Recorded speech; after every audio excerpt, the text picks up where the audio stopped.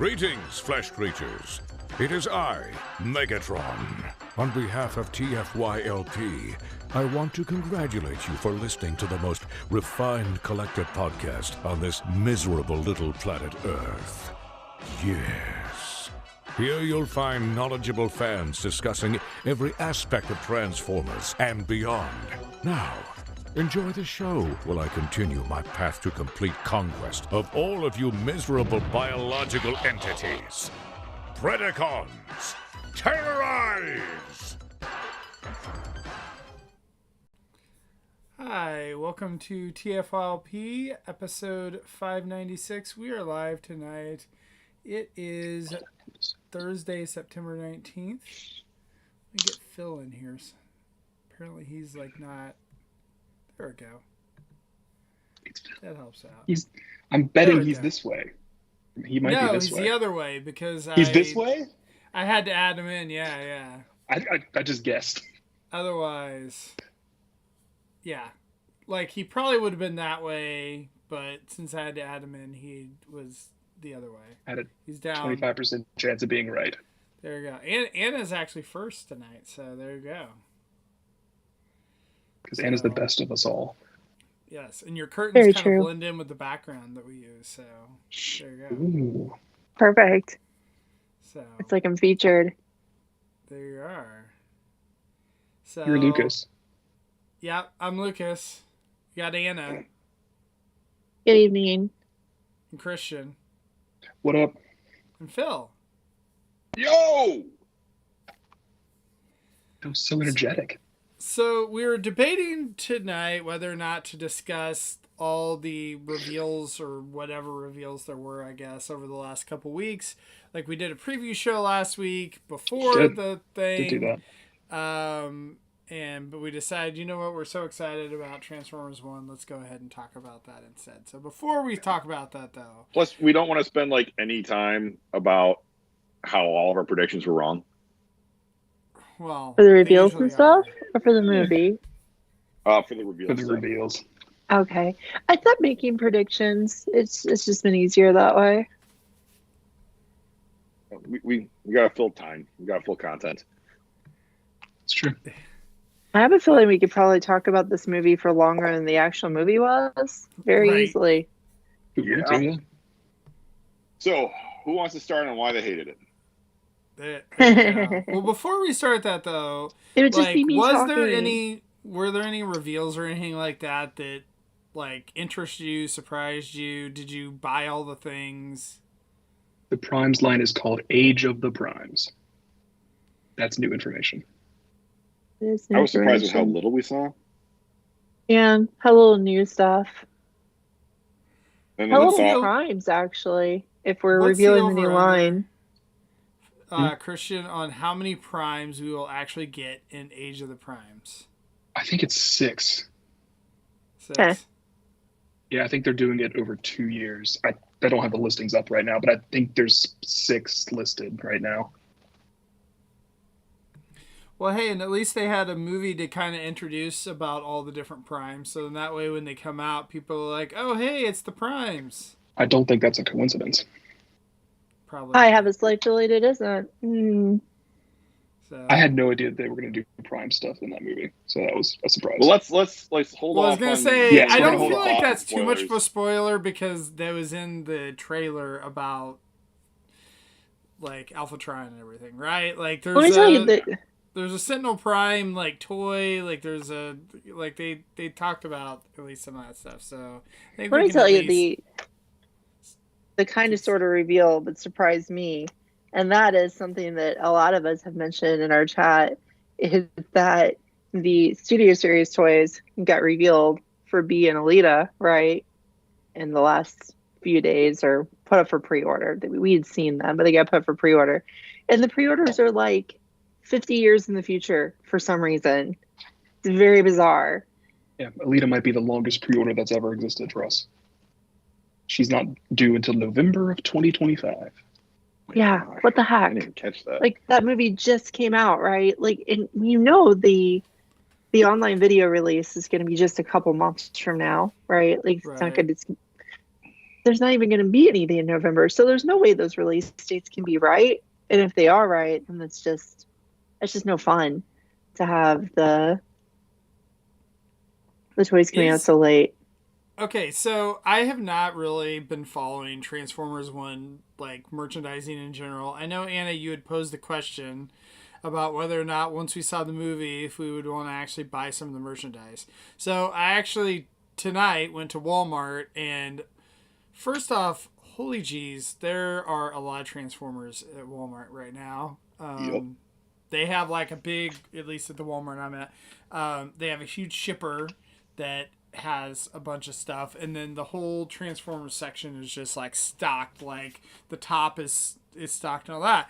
But looking at all that, I swear I didn't see any Elitas. Am I wrong? Like, is there any Elita merchandise out at all? She's in the There's Punchy Punch assortment. Oh, okay. Yeah, there's a simple one, right? Yeah. I don't know what that's called. Power Punchy Smashers Punch. or something. They're like Rock'em Sock'ems.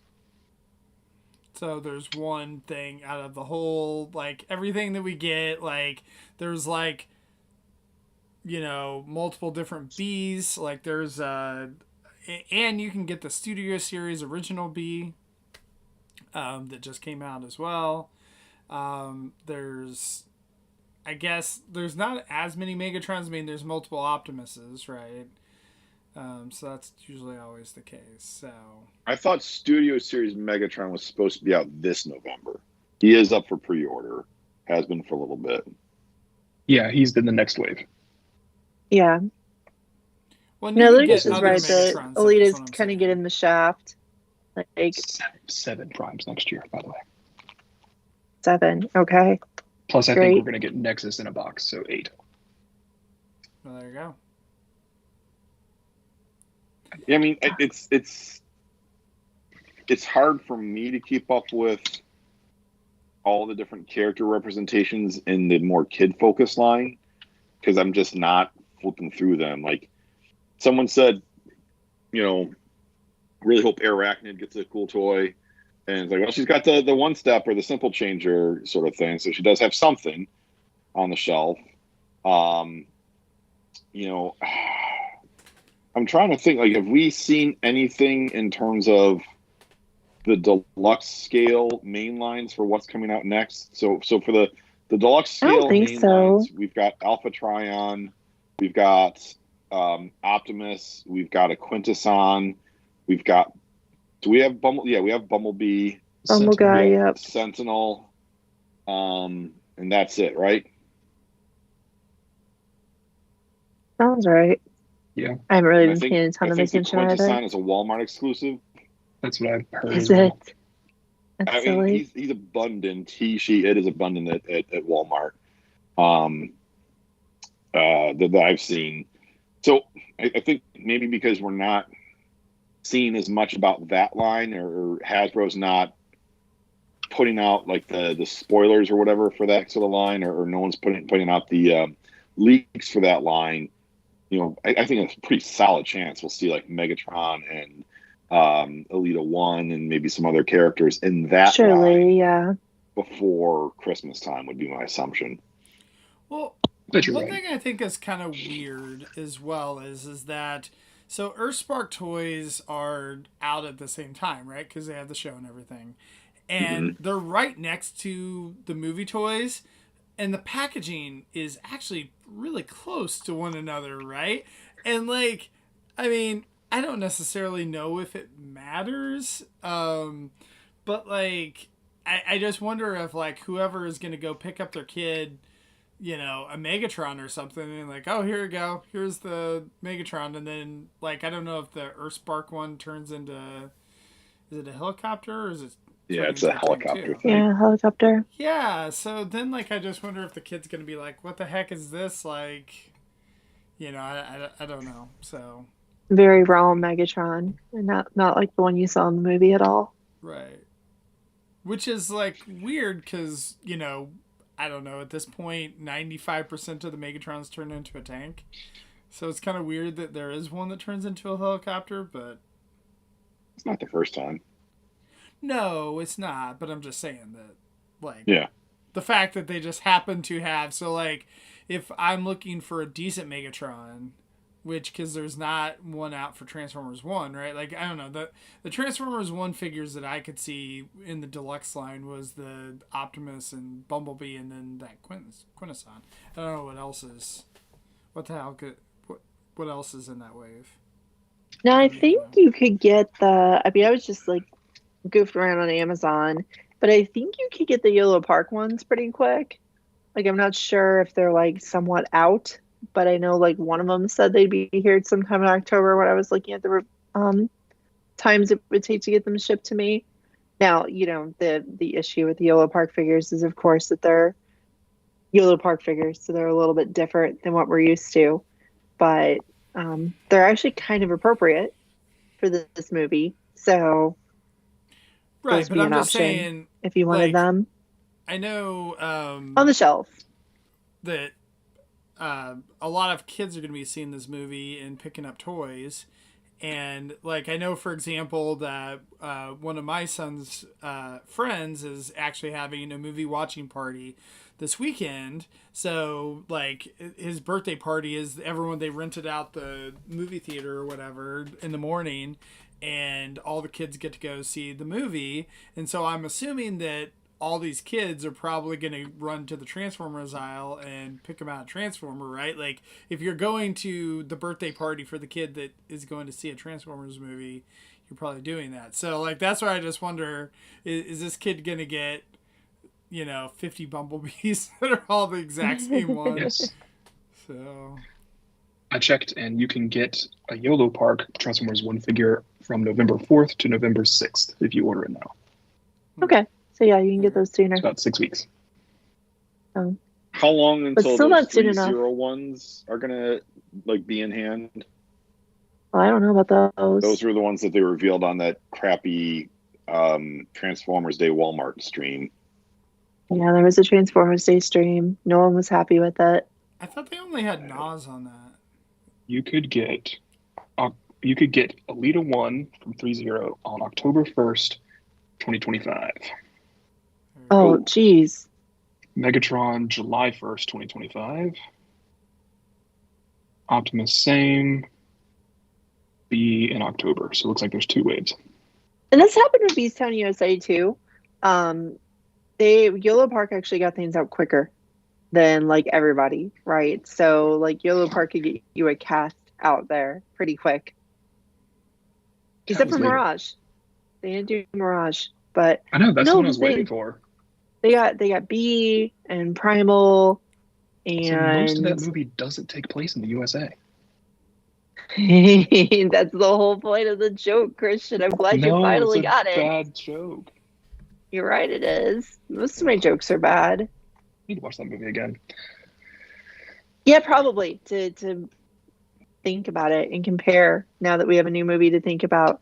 But anyway, the Yellow Park options will be there, and like I said, it's in the previews. So even if we haven't get to the spoiler part, there are definitely previews inferring or implying that at one point your Transformers characters don't transform yet, and they eventually get the ability to. And the Yellow Park toys. Okay, the Yellow Park toys. Yeah. Will capture that perfectly, right? Like, you don't have to think like it's a non-transforming Transformer, I'm going to be mad about it. No, because that's exactly what it should be. So they make sense. Oh wow, there you go, Anna. And they're not expensive either, right? They're not expensive. So can you just say that every single time that someone complains about a non-transforming Transformer? Sometimes it makes sense. For this movie. Oh, no. And Christian is like twitching over there. That's somewhat of a spoiler, kind of, right? Like, I don't know. It's in the previews. Well, it's not because it's in the previews.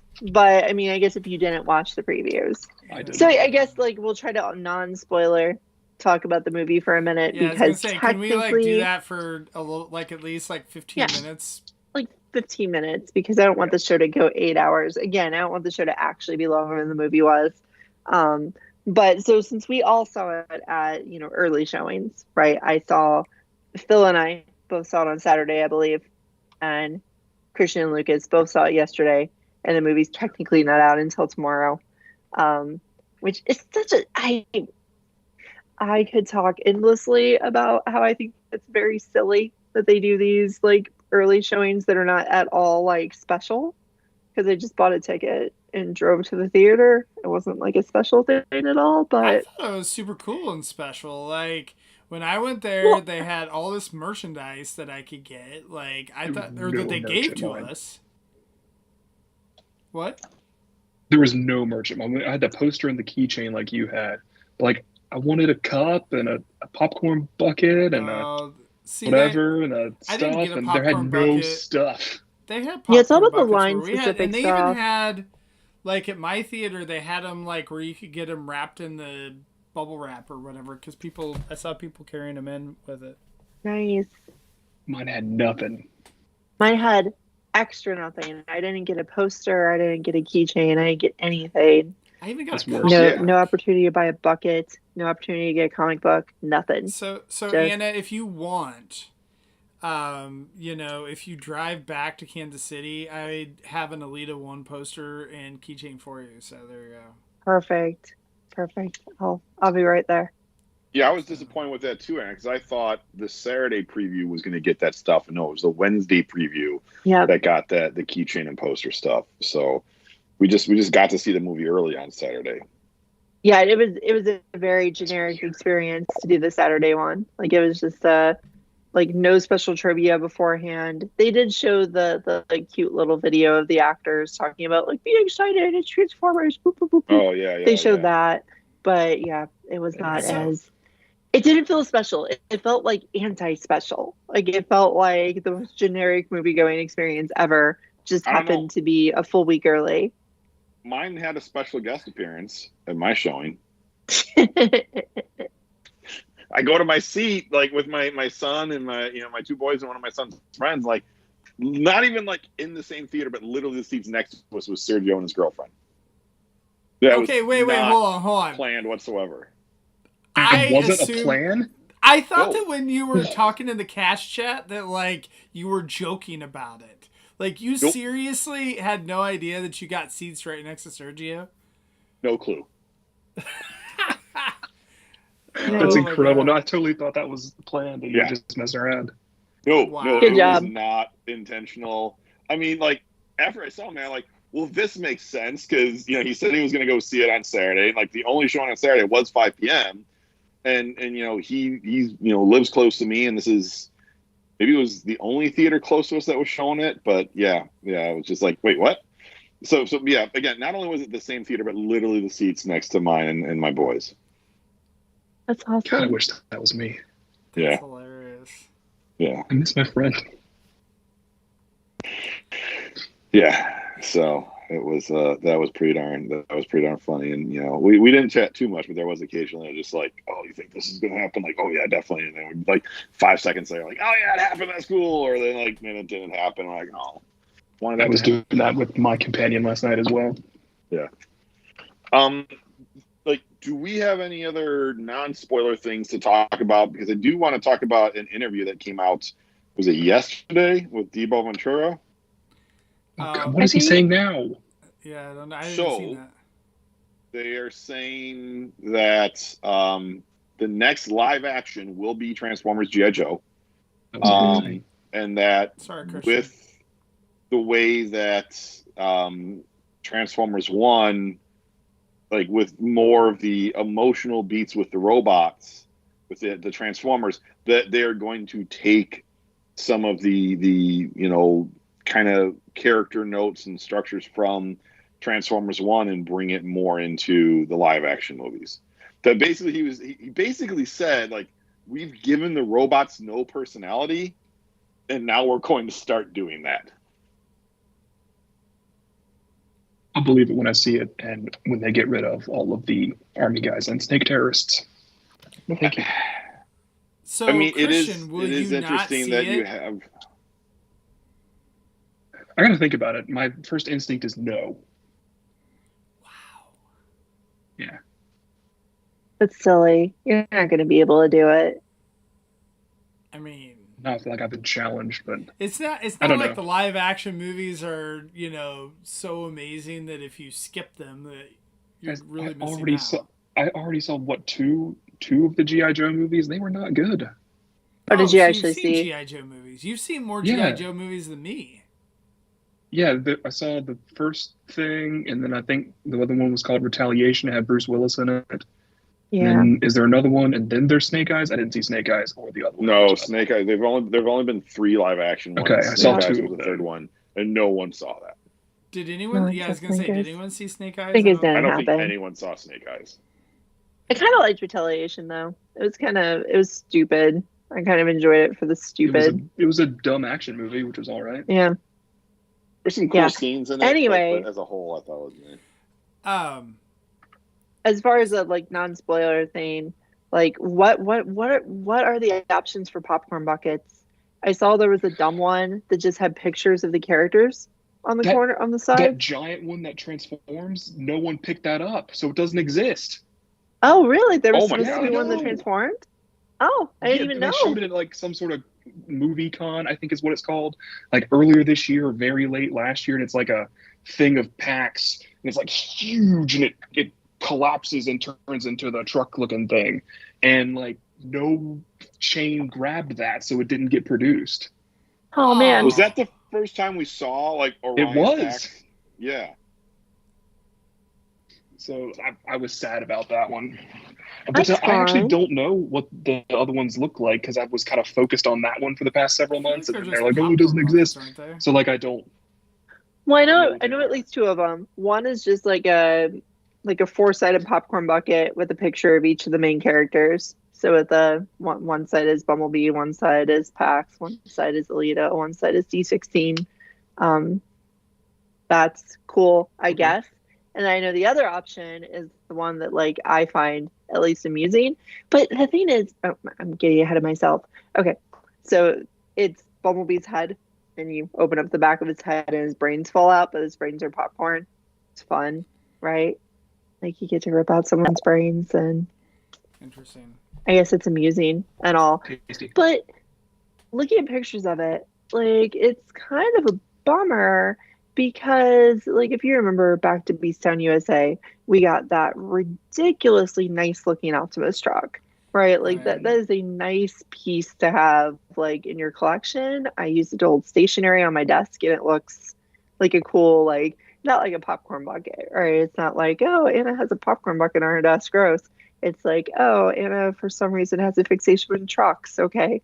Anywho, but this Bumblebee one, like the plastic doesn't look nice, right? Like it looks like a cheap Halloween bucket, right? Like it doesn't look like a premium item for you to keep. It just kind of looks like a cheap, cheesy keepsake, which is okay, but also just kind of a disappointment after building us up with that really fancy little truck. The At truck what last year was point good, and the did Optimus skull collecting- last year was good. At what point did collecting popcorn buckets become such a big thing? Like, I feel like it kind of like came out of nowhere for me, and then now it's just this massive like collecting thing. Was I know- Transformers Rise of the Beast like the first time that was like a bigger deal? Ecto don't know. one for Ghostbusters for Afterlife was Transformers, Echo but One, then okay. like it's been big for like like they make it for like every big movie now. I feel like. Yeah, I don't think it was on my radar. Maybe like you said, the Ghostbusters one. Certainly, the Dune popcorn bucket was quite notorious. And then you had. But that was Wolverine after Deadpool. Opto. Right, yeah, but it's just like it went from like being a thing to being a thing in a genre that I pay attention to being a thing that now everyone is somewhat aware of because of the Dune popcorn bucket. Yeah, my theater had a Joker one, but that was it. Well, I just know because my wife's big into Disney, and I guess she was saying that, like, if you go to the Disney Halloween party or whatever, that you have to wait in line for 2 hours to get their Halloween bucket or their popcorn bucket or whatever. Nice. So I was like, yeah, we're not doing that. So I guess onto the movie, like, Are we far enough in? Are we spoiling now? Or are we not spoiling No, now? no, no. We're not spoiling. We're still Okay, we're we're still not in the spoiling non-spoiler. yet. We haven't even gotten to the movie to talk about it Okay, all. quick So, non-spoiler. We all liked it. Done. right. Yeah. So here's one question I have: is where do you rank this in your Transformers movies? Like, is it number one, or do you have something that's ahead of it? Like, I mean, obviously, like I love the original Transformers animated movie that came out. Like, that was really good, but of course, it's like it's a movie of the '80s, so it's not the same as what this Yeah, is. and you're right. As much as I want to try to say, like, I would put that one first, every single flaw I'm going to talk about for Transformers 1, the 86 movie actually did worse than Transformers 1, right? So it's like, it's the same types of flaws, only even worse. So therefore, obviously, the 86 movie is actually a worse movie. I would say this is probably, in my rankings, the best, yet the second most fun to watch. Yeah, it's so skewed because the 86 is just so ingrained in like my fabric of my being. Right. You know, and two, like the thing with the 86 movie is there's so many core concepts of Transformers that were introduced in that. You know, whether it's the characters of Rodimus and RC and Ultramagnus and Galvatron, you know, big like plot concepts like the Matrix, you know, main MacGuffin, you know, the Transformers universe being introduced there, Unicron being introduced there.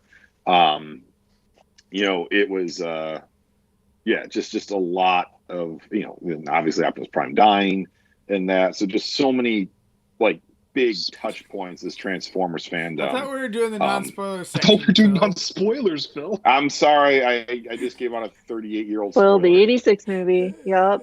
Yeah, I know. I also think the Anywho. soundtrack is such a big deal in the 86 movie, and the soundtrack's just more, in every one of the modern movies, it's been more forgettable just by using songs that are actually already out there, right? Yeah. The I mean, 86 the Linkin soundtrack Park was songs just, stick out. they do, What was the but song at the end in the end credits? in this for this movie, movie? we're going to talk about that, but we're going to talk about that when Anna gets to mean mode, because I don't have nice things to say about that song.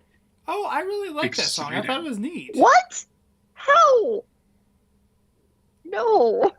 Okay. I mean, I guess I like, was you know, embarrassed we're to all be in the old. theater while that played. We're I all wanted to old, leave so I my guess skin. we can't like young people music or whatever. So I don't know. I've liked the music of the last two movies. I think it's been fresh and, you know, kind of cool. Like I don't know. I haven't Fine. really enjoyed the music of the other movies as much, but I don't know. But it is Where's Oh, the one of the beast? there things. we 90s go. music. Ron says he's waiting for the dub of the touch plane or whatever for There you go. There you Transformers go. 1. With the after spoiler. Yes. Right. Yes, after Um, that. So you're like, wait a Yeah, minute. there's going to be a lot of things that you can dub. A lot of scenes from Yes. this movie, Transformers 1, that you can dub with, you know, voiceover or music from the 86 movie, and it'll work I'll quite be well. looking forward to that. So Yeah. I have a nice non-spoilery thing to say about the movie. I think that this is a really good entry point for any new kid fan that wants to know what Transformers I are think so. for Yeah. like the next, 50 years or so, however long media exists or however long the world's going to continue to exist. But like, this introduces all the core characters, a lot of the core concepts. Like, okay, I'm interested in Transformers. Where do you start? Transformers 1 is where you start. Mm-hmm. I think it's great. Good for Right. a kid, good to watch, good to introduce. I think it's what we needed. I hope it does well because of that. right. I agree really with hope that. this movie does well. So like I was gonna say that, you know, we've been complaining for years about that, you know, why is it all these other properties get this really cool reintroduction of the brand, like Voltron or something like that, right? Or She-Ra or just whatever, where they've gotten these really neat cartoons, and we haven't gotten that in Transformers to where it's been satisfactory to us, where it, you know, does that, and I feel like this is finally it. Christian, you seem to have a different opinion. No? We got bots, guys. That was an Oh, awesome introduction to I'm Transformers. sorry. I forgot You guys about always Bot forget Bots. that. I know. That I cartoon's always forget about incredible. Bot Bots. I'm sorry. Sorry about that, Christian. But as far as if we're just doing the G1 Transformers lore kind of thing, then and not the brand new Yes. thing. So Fine. I also want to make sure to mention, and Phil, you can also fill in as far as because your kids went to go see it too, right? Mm-hmm. Yep. So I just want to do a future thing that my kids have already mentioned, that all of Anna's criticisms of the movie that she will be giving in the spoiler section are completely invalid. That this was an absolutely perfect movie, 10 out of 10, A+ plot, storyline, A+ characterization, perfect in every way. It couldn't have been any better. And why doesn't mine do that? Because you're not holding it long enough. It did do one thumb up for you. Oh, did it? Yeah. I don't know. Mine doesn't do that. Sorry, Christian. It's doing it right now. I guess it's just not Yes. doing it. Oh, I forget, like, on the show, it doesn't show. It won't show up on the Oh, it show, doesn't but it show- shows okay. if we're staring at Skype. Yeah. Because Skype does things when you do this. Like, I've got fireworks behind me right now. It's Yeah. wonderful. But yeah, they absolutely adored it, loved it. And I will say that my kids are not huge Transformers fans. Like, they've been aware of the brand, obviously, because of me. That they've seen fair amount of the media. We've tried to get into watching more of the show. My oldest, kind of watched the G1 and Beast Wars like way back in the day. But my younger son, like, it's never really captured their attention. Even like the Earthspark show that, is recent, and some of the other, what was the one before that? Cyberverse, yeah. Like, I mean, it was just something where they're just like, like, that's fine, cool, like, next thing, what's the next thing? This movie was the first time that they were genuinely excited about Transformers, could not stop talking about it. They spent the entire car ride home talking about it. They spent last night before they went to bed talking about it. They woke up this morning talking about it. Like, they were like, it's the very first time that that's ever happened. And I really hope that, more kids can see it and actually have that same experience, because I feel like the thing that's really neat about this movie is that, I guess there's maybe a couple parts, maybe some language that you may not necessarily be appropriate for really little kids, just a little bit. But like, for the most part, I think that if you're 6 or, if you're 16, that, like, I think that you can equally enjoy this movie and have fun with it. Yeah, like I said, I agree with that. I saw it with my 10-year-old son, my 4-year-old son, and my 10-year-old son's friend, another 10-year-old. All three of them, same thing, car ride home. They were just gushing all over it. My son's friend was like insisting that this coming weekend that he go see it with his little brother and his parents, because he thought it was so awesome that he wants to see it again, and he wants his little brother to see it. So it is definitely like hooking the folks that have seen it. Like my next door neighbor was asking me about it, earlier today, seeing if maybe, he was going to take his kids, who are like 6 and 4 to go see it over the weekend. But yeah, it's, one of my buddies, I used to work with, he was saying his son wants to go see it. So he was asking me if I saw it, if it would be okay for a 9-year-old. I'm like, heck yeah, definitely take him to go see it. You'll have a great time. So there's a lot of buzz, and it's sort of weird, like being in the preview screening to not see like kind of that box office kind of thing right away. You have to wait a week to see what the box office sort of reflection is. But the fact that Debo Ventura was talking about this movie and talking about saying that they need to, take on more of the things that this movie did for the next live action, I mean, to me, I read that they view this already as a success. I think they have for a while, since the like very early preview showings. It screened well, right, when they were doing those early screenings, and I think that was when the buzz really started hitting about the movie. And like it has to be said that they went for a formula that Transformers has never really gone for before, and it was just make a normal movie but have it be about Transformers. It was make a normal kids CG action adventure movie but have it be Transformers. And I will say that even though I walked in thinking this is going to be more generic so the critics will like it and the general public will like it, and it's doing well on Rotten Tomatoes, not as well on Metacritic, but it's doing better than Transformers movies tend to do on those metrics by a long shot. So that did work out, but it did not feel as generic as the Mario movie did after I analyzed that, right? Like after I stepped back after seeing the Mario movie, which I enjoyed, I was like, oh, that was a really generic isekai that could have been any property. You just change out the characters and it could have been anything. It wasn't really very Mario. Whereas this was a Transformers movie. Like, even though it was kind of that generic CG action adventure skeleton of a plot, it still had so many things in it that were just uniquely Transformers, which makes me happy that it's going to do well with general audiences, and maybe more people will, as a couple of you already said, catch the bug and be like, ooh, I like the unique Transformers stuff. Well, like, I don't think there's any way that this is going to do as well as the Mario movie. I mean, that was just, like, some kind of phenomenon that it just hit at the exact right time. And, like, I don't even know how much money that made, but it was, like, a ridiculous amount. I'm sure it's probably one of the best, highest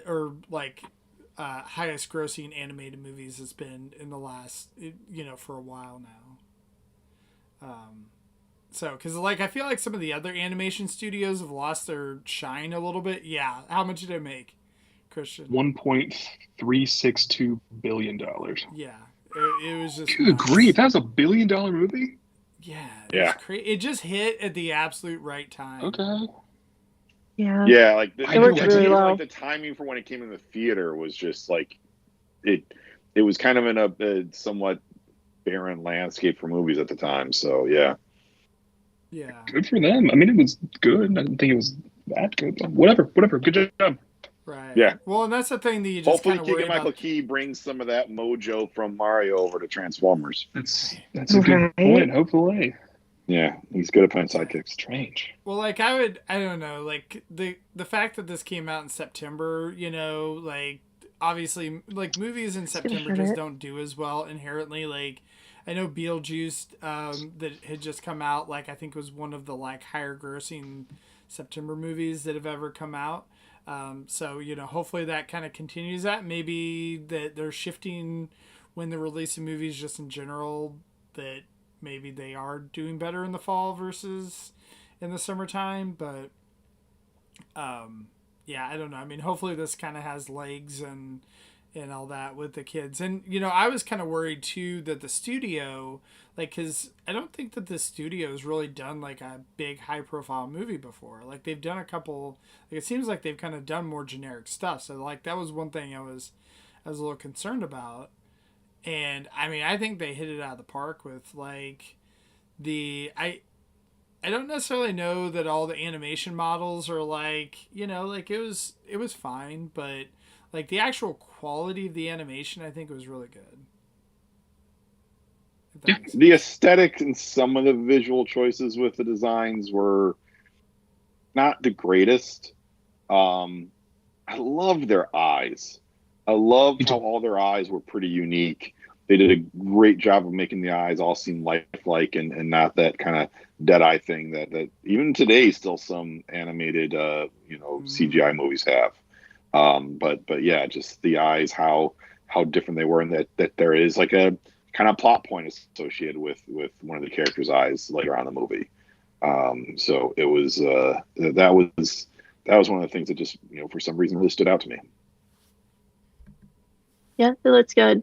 So I'm going to ease us past the non-spoiler part just by saying very simply, if you're watching this podcast and you've survived 45 minutes almost of us talking about it and you haven't seen the movie yet, just go see it. Obviously, you're a big enough fan that you should go see Transformers 1. Go see it. It's good. You're not going to be that disappointed even if you're like the one person the movie doesn't work for. This is not The Last Night, right? This is not Revenge of the Fallen. It is a movie that will just be generally satisfactory. So you'll be fine. Go watch it. Well, Yeah, go. It is the Think first. back and listen to us talk about it. It's the first Transformers movie without any humans. Oh, that's true. We wanted that forever, right? Yeah. Another Daddy thing I'll humans. say too, that I feel like the trailers almost made the movie seem more generic than what it was. I was Yes. really worried after that first one. I didn't see Yeah. the second one because that's not a thing that I do. But I heard it was better. Yeah. So I guess now are we It getting was into weird. spoiler sections or Yes. Yeah, let's just go to the Hit it. spoilers and get it over with. So Spoiler Ron now. already Great. kind of threw a couple spoilers out there too. So Yeah. Badassatron, that was really the thing that I was talking about before about language. Like Language, that's really I yeah. think, the only thing. But then Alita says Middle hell finger at joke. one point. What? Right. Joke? Yeah. oh, sorry. Language was not the thing that would worry me about taking kids to the movie. It's actually something that happens at the very end of the movie that would worry me about taking kids there. And I kind of want to start at the beginning instead and just start with the designs. Like, I guess we could have Okay. talked about the designs from the previews, but Phil kind of said, like, aesthetic choices, some of them weren't the greatest. These will never be my favorite Transformers designs. Like, they just don't work for me aesthetically well enough that I'm going to like them better than other aesthetic Transformers designs. And I like designs from throughout the franchise, right? It's not like I'm only loving the 80s designs. There's a lot of more recent stuff, a lot of the way the Earthspark characters look, I'm really into, aside from parts of their faces. I'm into those designs. I'm into more of the recent stuff as well. Even Rise of the Beast, like those designs were pretty cool. Like I enjoyed those quite a bit. And these just not as much. Because I think especially the sparkless designs from early in the movie is what helped us think the movie was going to be super generic. Because they do just look like generic humanoid robots. Right? They're pretty kibble free. They're pretty like just generic cartoon robots. It's not my favorite Transformers designs ever. And I think that Not my least was favorite. intentional with the fact that you Oh, yeah. have them being sparkless and then not being their full true selves until the end.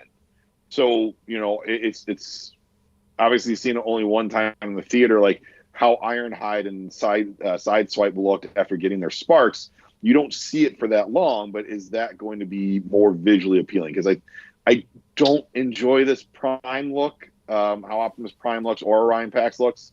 The final version of Megatron I did enjoy. But Alita 1 and Bumblebee do look pretty darn cool once they get their sparks and they have their kind of full selves. So I don't just want, I need a Badassatron toy. Like I would need the box to say Badassatron. And he's got to have the faceplate, and he's got to have the knife hands, and just Did I need tell you, Badassatron Phil, as a toy. I actually went, and so Anna's question about like whether or not did you end up buying any toys for this after seeing the movie? So I did actually go out tonight, went to Walmart, bought a bee for my son, for my 10-year-old, and gave it to him tonight, and he was really excited. But then he was looking at the box and he's like, man, I really wish it said Badassatron on the box. And he was like, and then he looked at it and he's like, well, this is for ages 6 and up, so I guess that wouldn't be appropriate or whatever. And I'm like, there you go. So, But yeah, like maybe it's a San Diego Comic-Con thing, but just having a box that says Badassatron, right. if they don't do that at some point, like I get it's not the most PC thing in the world, but like just a totally missed opportunity if they feel like they can't get away with it. Right. But I think that's the And only that thing kinda- that I would honestly worry as a parent, or one of the things I worry about as a parent or whatever, or the kid seeing it is that he's going to be going to school and is he going to get in trouble for saying that, like on the playground or whatever, you know, like, and the teacher overhears it or something like that. And you're like, hey, why is your kid talking about Badassatron? Badassatron. Yes, that was his name in the movie too, right? Because Bumblebee is not uttered because it wouldn't make any sense for his name to be Bumblebee. So no one says it. Even though, like, because when we walked out of the theater, I was like, I don't think they ever called him Bumblebee. And my husband was like, well, they're not bumblebees in Cybertron, right? Like, there's no insects there. I don't think there's jazz music either, and Jazz had his name. But anyway, I don't think the concept of hounds, however Hound's name is derived also, but, you know, he had his name. So, anywho, yes, Bumblebee's name is literally Badassatron in the movie. Why is Megatron the He's only B-127. one? Oh, he's B-127. Okay, so Megatron and Bumblebee, so D16, and like this is one of my sons asked, like, why does Orion Pax have a full name, and D16 and B-127 are just letters and numbers? Yeah, and that's kind of a plot hole bummer because it does make them feel like those two characters are for some reason less person-like, which isn't cool. I think part of it is like less. I wonder if they're Orion borrowing from Pax, previous continuities. Don't do that. Like, just make the own thing. I think that Orion Pax or whatever, like, lots of hijinks were ensuing with him, you know, throughout the movie. And I just wonder if maybe, like, everyone knows who this guy is and gave him some nickname or whatever just because he's running around being an idiot, breaking into the archives and whatever. But Jazz had a name, so yeah, I mean, Ironhide, Sideswipe. And Alita. Well, I don't know if they said Sideswipe. Yeah, Alita has a name. Alita. Also a number, but it's odd. Yeah, at least she has a number. A word and a number. Right. I mean, Steve the even had a D16 name. like, yes, Steve had a name and still. Oh, that was my favorite joke in the whole darn movie was AA-tron. AA-tron. That was like the funniest thing to me because it was like, how did you not get that? Sergio and Paul pointed it out to me. AA-tron, and that Sentinel sword is the same sword from Dark of the Moon. Yeah. I didn't pick up on either of those. Yeah, AA-tron. Yeah, the AA-tron, it wasn't even a Transformers joke, right? It was like me and my husband both laughed at it because he's a big Key and Peele fan. Right. So I was gonna say Key was doing together. the voice, and I know talking about I AA-tron. love that bit. I'm a big Key and Peele fan. Like, I'm very disappointed in myself that I didn't get it. We're all equally disappointed in you. Good. Well, it should be. Well, it was my favorite joke in the whole darn movie, and it had nothing to do with Transformers. So I did laugh a lot at calling the one guy Steve, because for some reason that is like my generic person name. And mine too. It's a lot of ours. Yeah. Well, so I was at a buddy's house, I don't know, a year or two back, and I was just like, oh, his name is Steve. And my friend's dad was like, yeah, what's that film? I'm like, oh, crap, yeah, your name's Steve. I'm sorry. Oh. But I was going to say, I enjoyed that I understood from the onset why Megatron's name was D16. Like, I got it. Like, I was like, oh, yeah, it's this toy designation from way back in a million years ago in Japan. That's cute. That's fun. But most people aren't going to get that. And it's going to be kind of lost on them. And then for some reason, the heavily oppressed guy is called a letter and a number, where his, not as oppressed buddy who becomes the good guy gets a real name, right? It just leaves a little bit of a bad taste in your mouth. Just a little bit. Only if you overanalyze it, right? You don't overanalyze it, nothing bad happens. But if you're listening to me talk, you know what you're in for. You're going to get overanalyzed. Yeah, it's just odd. Like I said, I think they should have just not picked stuff from before. Like, that's fine.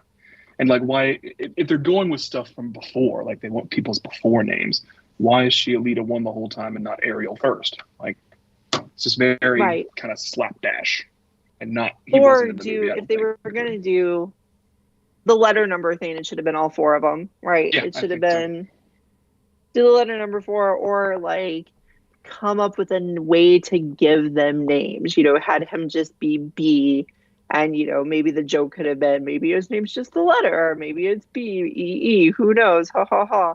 And then Megatron could have had some sort of name they derived from D16, but as a name, right? Yeah.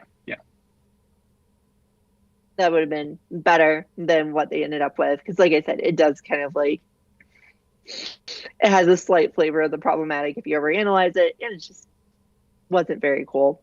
But, the other thing I will say about like the characters that, It's othering. It's othering, yeah. It's kind of a bummer. But the other thing I will say about the characters is somehow by giving Orion Pax / Optimus this generic hero who wants more from his world, have to adventure, blah, blah, blah.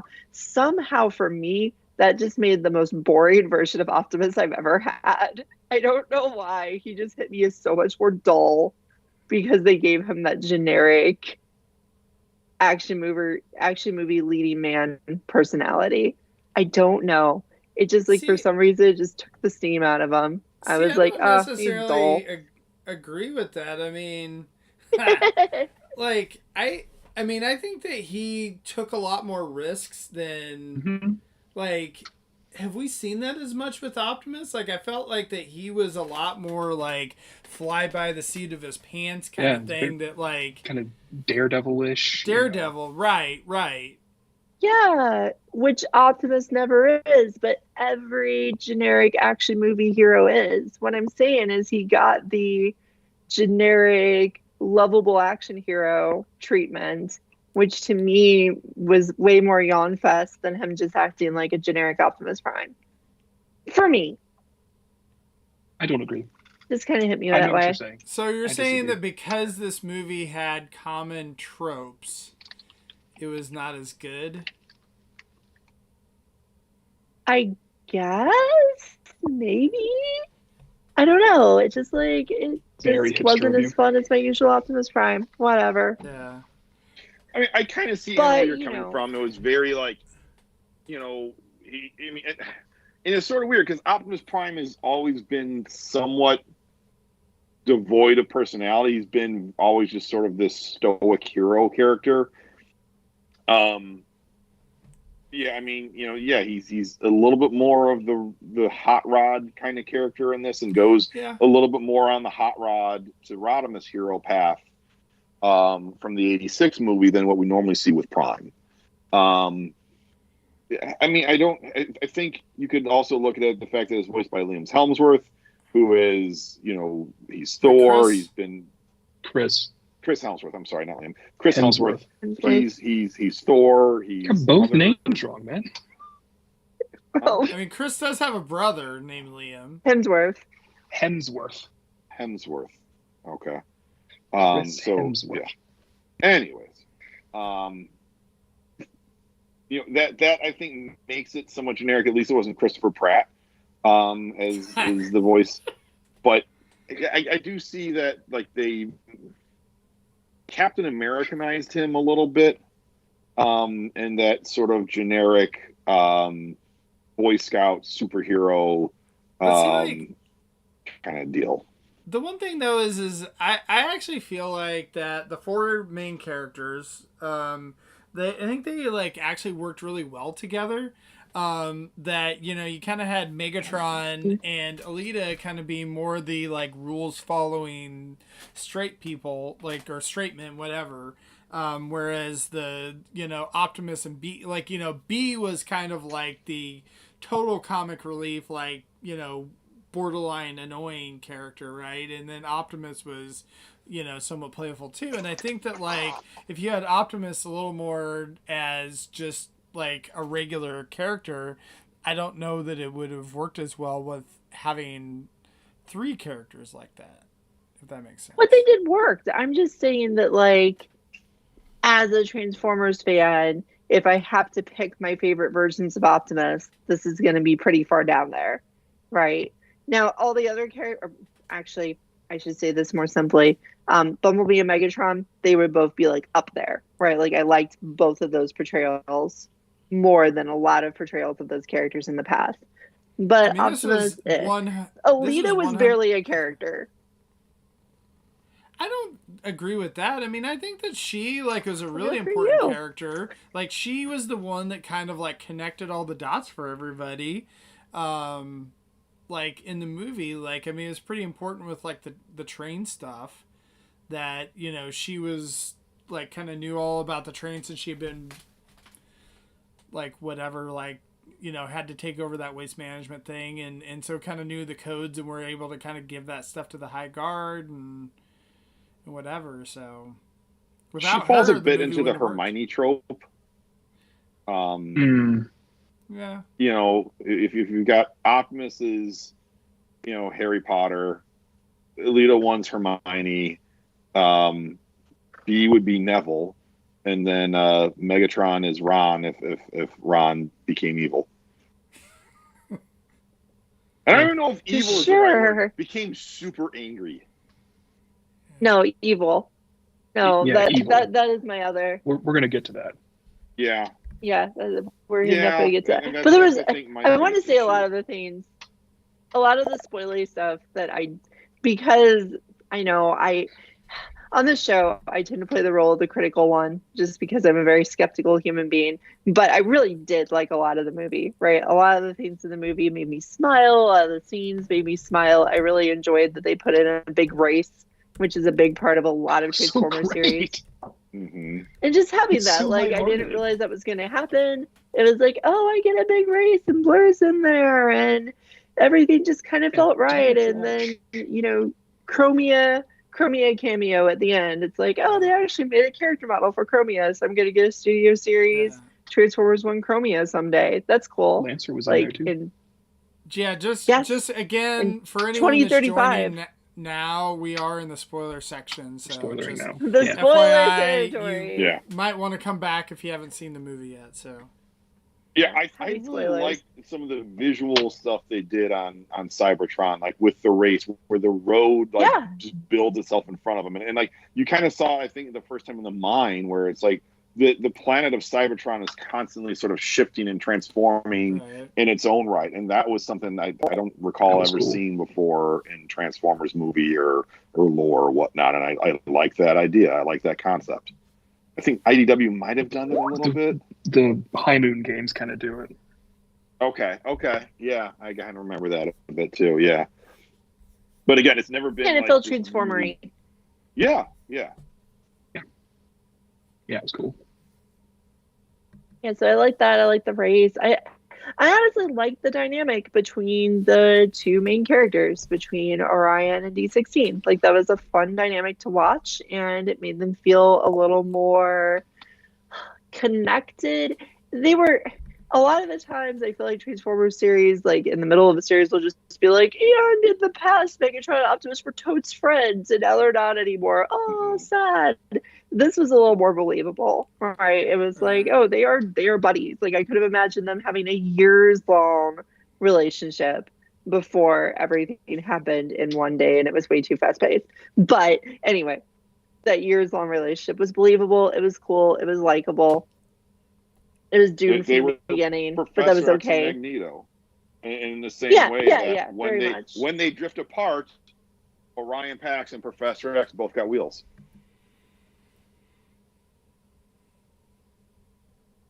Yeah. There you go. All ties in. So, I'm trying to think where we're at next on the stuff. So, I will say that the big twist of the movie, which I told my son not to tell his friends, you know, with Sentinel Prime, that he said that he could see it coming a mile away. So I don't know. Could you guys all see it? Yeah. I mean, there's never a good Sentinel Prime. I mean, the best you get is animated. He's just a jerk and not outright evil, but like, Sentinel Prime gets a bad reputation. I mean, I Yeah, guess I mean, I think the Sentinel first Prime's fine. But like, I don't first time you necessarily see know. Right. Like, I think you knew something was up, but I mean, you didn't realize how evil he really was. Oh, Like, they when you're made kind of him going like through the stuff. super evil. Very Right. They evil. did, yeah. I Yeah. really liked that. I Yeah. liked just how evil and conniving they made him, because you don't always get that, and like it's kind of neat that you can do stuff like that with a robot species, where it's like you took their cogs, like you took this thing that made them the individuals of who they were. Like, to me, that's just like, holy crap, that's really like just effed up, if you think about it. Like, I don't know what the human equivalent would be. The Of that prefrontal sort of- cortex. Just rip out the prefrontal Yeah, cortex. serious. It's body Turn horror. a monkey. It's robot But, body like, at horror. birth. Yeah. And then you just like walk around with this like gaping hole in your chest and where the thing should be. So yeah, it's just like, yeah, you enslaved and created this whole working class to do your bidding, and then you have this constant propaganda effort. And it's like the first time you see him like give the propaganda speech, and he's like, "Oh, we didn't find the Matrix. Oh well." I'm like, yeah, he's a bad guy. He's gonna be a bad guy. Right. And like John Hamm just played that perfectly. So well. Yeah. Yeah. That's good, yeah. Yeah. But like the scene at the end where he's just like, "Oh, you like Megatronus? Yeah, everyone loves Megatronus. He's the strongest one. That's why I took his cog." It's like, oh my God, you're like, your levels of evil keep getting more evil, and I'm totally on board for it. Messed Yeah, up, dude. no, he was super evil and he was cool. Like, Yeah. I feel like that's the thing I should want a toy of. I feel like I should have gone it instantly, because he's a new character basically, right? Like, yes, Sentinel Prime has shown up in other things, but this is a new Sentinel Prime. Like, I don't really feel that I don't really feel that the movie introduced a lot of like new takes on characters. Maybe if you want to say Bumblebee was a new character, because movie Bumblebee is this like mean, angry, kill everybody guy, and original Bumblebee is a very different character, and this was pure comic relief character, so maybe he's a new guy. But Sentinel is definitely like a unique character. Like, he looks different, he acts different, he's different than other Sentinel Primes. So if you really wanted a new character to have to get, for some reason I don't have that excitement, I think because I usually don't like to collect villains. It's not usually my thing to go and buy the big villain, but maybe I'll talk myself into like, it. what toys are we getting after seeing the movie? Like, I ordered Sentinel Prime and Alita 1. I want to see Bumblebee in the Studio Series toy a little more around it, like actual enhanced shots. Some of the digital renderings don't make these toys look good. Like, I was saying how the Sentinel Prime digital renderings look bad, but the enhanced shots when they had it at the PulseCon the other night looked much better and cleaner. But yeah, Sentinel Prime, Yeah, Sentinel is he's good. on order. Yeah. You Yeah, see, there's he gets the definitely Voyager treatment. Yeah. And we've got the Death Trackers, which were the name of his minions. I thought they had a nice kind of like combination of 10 from Lost Light and Air Viacons. Mm-hmm. Arachnid was freaking great. I really hope we get a good Arachnid great. toy. And you got to have the head gimmick in there too. That's true. The gimmick was nice and gross. Good body horror. Liked it. Yeah, and just like a unique sort of thing for a Transformer to just be like, I see everything. That was wild. Yeah. So it was like that And scene where she's deaths? like mowing down like the future Decepticons. It kind of reminded me of the Rogue One scene where Darth Vader's coming down the hallway. Not as dramatic, obviously, but definitely just like, hey, this is very quickly establishing like this is not a character you F with.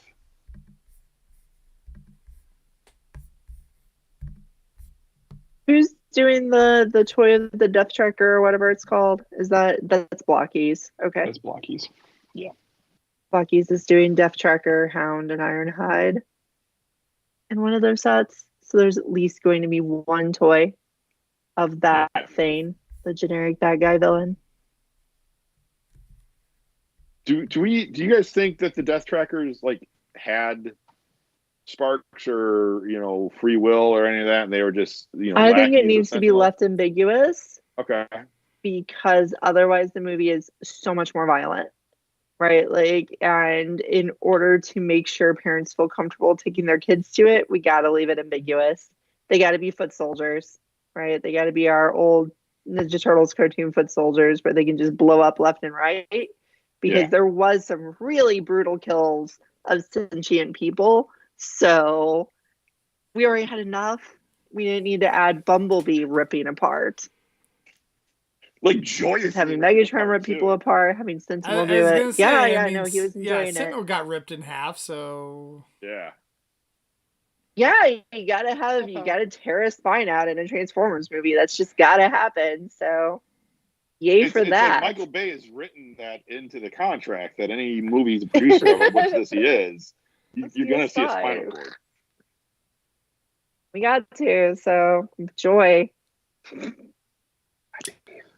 I mean, that's what's up.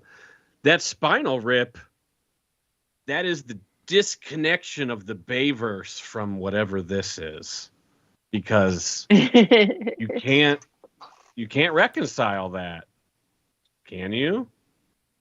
I mean, they could have easily. They could have. They could have named that dude Zeta Prime. They could have. Oh, they didn't have to call him Sentinel Prime. They didn't have to make him blue. But they were like, this is Sentinel Prime. So much so that Zeta Prime is also in this movie. And they're in the voice cast on the credits. And you can see him plain as day. Sentinel comes back and turns red. He gets better later. He's fine. Oh, and he partners with the dude that ripped him in half? Yeah. That's what happens. Oh, that's what happened. Okay, cool. Thanks, Lorenzo. Right. Yep. Well, that's what Christian mentioned earlier in the show, that like his recommendation, if there's like any kid of like where to jump on at Transformers, is like right now, like this thing now. And so like, I think that the Bumblebee movie, right? Like it's like, oh, was that a prequel? Was it like whatever, was it tied in the Bayverse? Like all that type of thing. Like this is definitely its own thing. Yeah, for sure. And for I now, want to talk about our critique. It doesn't have to be in the future. We're getting future. long, and I want to talk about it because you felt strongly about it. I felt less strongly about it, but I'm with you. So let's do it. Which part? The end? The Megatron stuff. Yeah. So the end of the movie is. So I really enjoyed the movie until the very end, right? Like even the like Decepticon camp, the not Decepticon camp, the Super Guard camp where they met all the waves. Steve Buscemi, and they met Soundwave and Shockwave, and it was good times. Like, that was fun, and it had some homages in it. That was cool. But when we got to the part where basically from the point where D16 decides to drop Orion to the end of the movie, that felt so rushed to me. Yeah. Right? That whole sequence of him going from still hero who goes too far and wanting to kill Sentinel to the main villain of the franchise. Like that felt like it would have made so much more sense in either a second movie or even an extra 30 minutes, right? Just the fact the whole movie happens in one afternoon, and that whole sequence of his fall from good guy with anger issues to super villain. And the piece that we talked about, kind of a bummer. He drops him and he said, I guess he's D16 still at that point. He says, "I'm tired of saving you." Like, that's not a conflict that was introduced throughout the movie. He's not always like enthusiastic about going on with Orion's plans, but he never has to drag him out of trouble. Like, that's not the dynamic that they had. I completely disagree with all of your points. And so number one, at the beginning of the okay, so first off, to start this off, this is a under 2 hour animated movie for children. So Sure, like, you know, as far as like, we're not talking that this is going to be winning any Oscars. Like, number one. But number two is like the first scene in the movie about Optimus going to the archives and whatever and like running off and all that. Like, Megatron helped like kind of save him there a little bit. He got pulled in against his will. Like, even after they talked about this race, and Optimus is like, oh, we should get in the race. And Megatron's like, no, you're an idiot. Why would we do that? And so then they're like, hey, cool. Like, we got these really great seats. And then, oh, surprise. You're right, like, but he never objects to it. Like, if you're going to speak, because that's like going to be thrown the into thing. the race. Yeah, he does. He totally objects He's to not it. like, oh, I'm so tired of saving you. Oh, I don't want to save you from all these things that happen all the time. All right, enough. He says he wants to kill him. He doesn't say that. I want to kill you. Until the end. It doesn't make any sense. You got to set that up narratively. They don't. He said multiple times that, hey, stop pulling me into all this crap or whatever. I'm going to kill you when we get done with this. Like, literally, he said that multiple times in the movie. So then the line when he drops him has to be, now I'm going to kill you, or, you know, stop pulling me into your crap. Like, again, he does, like, it has to echo something that has happened before as far as narratives go, and it doesn't. It did. How many times? It does not. So, like, it's like, oh, we only had to save him like 3 or 4 times. Like, if he would have been 5 times, that would have been enough. Doing it. That's the thing. Like, he doesn't. He's not put out by having to rescue Orion. Right. That's his friend. That's his buddy. That's what they do. That's the dynamic. So why is he suddenly tired of doing it? Like, it's not set up. That's what I'm saying. Limit. He's tired. But that's not expressed in the dialogue ever. He doesn't want to go along with this stuff. Megatron is a rules follower. He knows his place in the world. Not anymore. And whatever at that point. And so he's sitting there saying, hey man, I am tired of you like going off. Like, yes, you're full of hope and all that. You throw caution to the wind. You're doing all this crap. And then I have to be the one to always clean up the mess or whatever. And he's like, dude, I'm sick and tired of doing this. I get your point, Christian, because... Go ahead, Anna. I was just going to say, I get your point, Christian, because what happens at that point in the movie isn't actually that Megatron chooses not to save him. It's that Megatron chooses to kill him, right? So the line doesn't really make sense that they chose. It could have.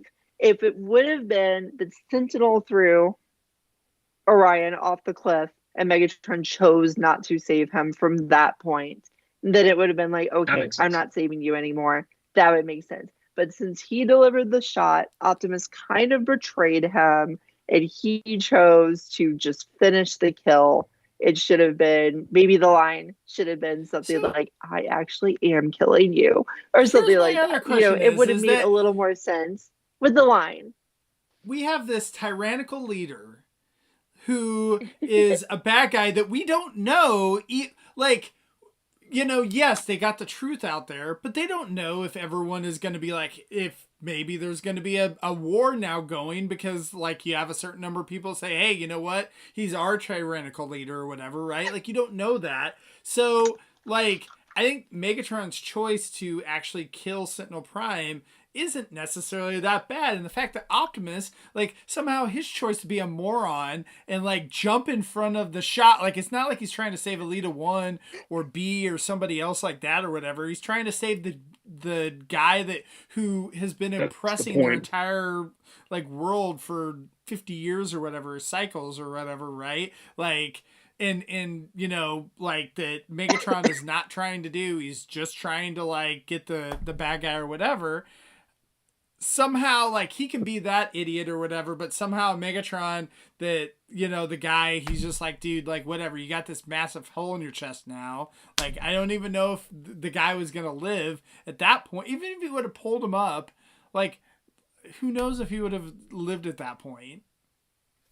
I guess my thing where I kind of agree with Christian on this is that I don't see at what point Megatron. I don't see what made Megatron so angry at Orion Pax or Optimus to the point of like wanting to kill him or let him die, however you want to frame it. To me, where I think I would have liked it a little bit better, and they sort of did this, is if you just flat out had Sentinel blasting Prime and Prime falling in the pit, and Megatron tries to save him and can't, and then you have the moment of Primus giving Orion Pax the Matrix, he becomes Optimus Prime, and then that being the thing that sends Megatron over the edge of like, wait a second, after all of this, after all we've sacrificed, all I've done, like Primus chooses you over me. Now I'm super angry. Like, not only have I been betrayed, but like our planet, our deity is saying your way is the right way and my anger is somehow unjustified. That just would have worked a little bit better in my opinion. I don't know. I disagree because there's no desire for Megatron to get the Matrix. You know, he doesn't want to be what Optimus Prime becomes. I mean, I get where that's definitely the thing I'm saying. That's my only refute to your argument. Like, it's all sound except for that. He says I'm done with leaders. He hates leaders. The Matrix. It's just that Megatron. It's a validation of Optimus's point of view versus Megatron's point of view. And that validation from Primus, seeing that being the tipping point for Megatron, just being like, I'm gonna F you up. Like, I did like the one line they threw in that he said, I'm going to kill anyone who followed Sentinel Prime. That kind of made sense of why he's now, shooting up Iacon. And can we pause for just a quick second? How small is Cybertron? They showed the map, and the map, like, to get to where the Matrix was, traverses like a third of the planet, and they just walk it, and like they don't specifically say how long the time frame was. It does seem like maybe it's a couple days, but the fact that they're able to like traverse the planet, and like the planet only essentially has one city, Iacon City, makes me think like Cybertron's pretty itty bitty. I mean, it's a transformer, right? That turned into a planet, so. Yeah, mass shifting. But I don't know. I mean, I think that Megatron is really mad, and that he's acting out in his anger in ways that, like where he's just not necessarily thinking and is just doing. I mean, you could see that before too, where he was just going after Sentinel and all that is just like, okay, well, like, it might kill me to, I'm in handcuffs or whatever, yet somehow I'm like standing up to this guy. So, I don't know. I mean, I think that, like, I somewhat agreed with Christian and Anna, like, but then when you guys made that argument, I was like, I kind of thought about it more, and I could actually kind of see where they were going with it and like the build up. And again, as I brought up before in your chat, at least they didn't have 6 seasons of like build up and then have the person turn on a dime in one episode or whatever, like Game of Thrones did or whatever. Yes. So at least it wasn't like that. So, and this is born out of a pragmatic decision, I'm sure, because like Anna said, I think this turn for Megatron would have been better in a sequel or even in the next 30 minutes. But this was supposed to be a short movie for kids, and they wanted to get it all one and done so that there's not a lot of time investment. You get the basic characters, you get the basic know-how, and you're out in under 2 hours. Welcome to the fandom, kids. That's the pragmatic decision. I think that makes sense. But, narratively, sequel or more time. I mean, I think at some point, like the movie, they had to turn into Megatron. They had to turn into Optimus Prime. Yep. Like that's just like at that point, it was going to happen. To Something had to happen to get A to B. Yep. I guess my theory is something that, in my point of view, wouldn't have taken extra time to do it. Yeah, probably with me. I'll admit it did feel a little quick, but I can't tell you how satisfying it was when his eyes turned red. I was like, oh my God, they're going to turn Phil red. Mentioned that a little bit earlier. Yeah. Alluded to it earlier, and he wanted to mention it specifically. Yeah, that was cool. That was cool, and only trumped by the next scene where Optimus Prime. Well, actually, you had some insane chain of events there. You had eyes turn red, ripping apart the bad guy in very graphic terms, and then the Return of Optimus Prime, which a theater went bonkers for me. Yeah, absolutely. my theater did too. Oh, nice. Oh, and Megatron Open in upgraded mine. himself with Megatron. Did yours not go nuts, cog. Anna? No. What? No one did anything. My theater was practically empty, so. Oh, mine was wow. nuts. My to theater elbows. was pretty full, but Right. no one did anything. They were just like, eh. Yeah, my theater reacted both with Optimus Prime coming back and then the ending. Both got Right. applauses. Yeah. No, everyone Nice. went nuts at my theater, so there you go. Mm. Not a lot of true Transformers fans in Michigan, I guess, Anna. So, No, I don't that's think okay. so. I don't think they're already here. I think it's the last one. I think So- just to top off this conversation, his eyes turn red because he's red with rage, right? I mean, he is Right. letting emotion take over him, and people don't make rational decisions when they're in that state. And I think that is, that's the part that's hard to reconcile because he's not acting logically. He's acting incredibly emotionally, and that's sort of, so was Optimus though. Right. They're like two sides. They're the yin and yang. That's the whole kind of point of the story. And that's what I discussed that with my kids actually on the car ride home. Is I said, Optimus and Megatron face the exact same adversity, right? And it was how they choose to, deal with that adversity was what made them what they were. And my kids were like, I'm not sure that I would be able to be Optimus. Like, I was like, I think I could see myself being more Megatron in that situation if like that happened to me. I was like, like that makes sense. Like it takes a lot of, maturity and all that to be there. So Couple points. Number one, it's gonna be rough for you when you get the phone call tomorrow that your son ripped his principal in half. Number two, how lame of a dad are you that you're like, well, son, let's talk about the moral foundings of this movie as if you drive home. Like, dude, you give out raisins for Halloween too? Dang. Thanks. What do you Phil. give out? Razor blades, Phil? Jesus. Like, all right. I'm sorry that I tried to talk about the, I'm giving you grief, like- man. I'm teasing. That is a Father very of the good- Year, Lucas Yes. Bockelman, Olathe, Kansas, 2024.